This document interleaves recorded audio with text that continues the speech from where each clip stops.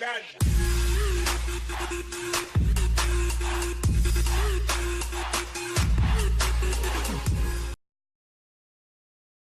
2016, the Saints once again had a great offense, but a terrible defense. Drew Brees and the offense had to win games by shootout since the defense couldn't stop anyone.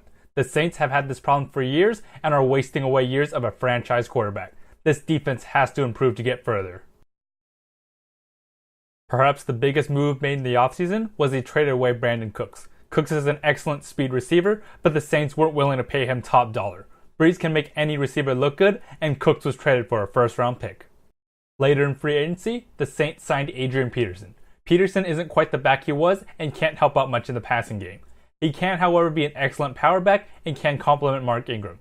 Sean Payton is known for his ability to use offensive players to the best of their abilities, and it'll be interesting to see how he deploys AP.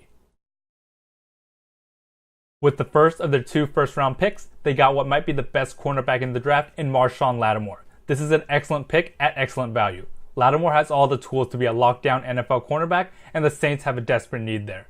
If Lattimore plays like an average NFL starting cornerback, the Saints defense will have improved drastically.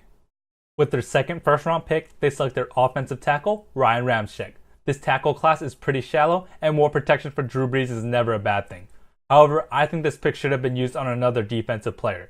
The Saints have needs all over their defense, and it is the thing that's preventing this team from contending. The offense as a whole is solid. The offensive line is pretty good. The wide receivers and tight ends all produce with Brees at quarterback. The problem is, the offense relies too heavily on the passing games at times. Mark Ingram and Adrian Peterson can make a solid power running back duo to close out games and keep the defense off the field.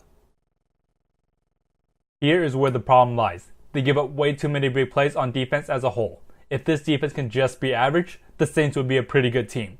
The new addition of Marshawn Lattimore should be able to provide much better coverage. The problem is, there isn't a lot of pressure on the quarterback, and the rest of the secondary still needs to get better for this team to be a contender. Drew Brees is a beast. He's produced year after year with 5,000-yard seasons. He makes all the players around him better, and it's part of the reason the Saints let Brandin Cooks go. Sean Payton is a mastermind on offense, and Drew Brees allows Payton to fully utilize his imagination. Drew Brees is a franchise quarterback nearing the end of his career, but should still be a great quarterback this season. In the best case, the defense somehow steps up and the offense continues to roll and finish at 11-5. The Saints have Brees, which allows this team to have a really high ceiling. The defense needs to improve and do just enough to be average. In the worst case, Brees starts showing signs of aging and the Saints finish at 6-10. Years of constant throwing has deteriorated his arm strength and he can't carry the team to victories anymore. The defense doesn't improve from last year and is still a major liability. This team can't make up for the terrible defense and it causes this team a playoff berth. If Lattimore plays as expected, the Saints finish at 9-7.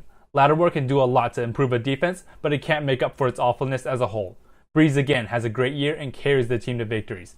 Thanks to Brees at quarterback, this team has a high ceiling, but they also have a low floor due to the defense.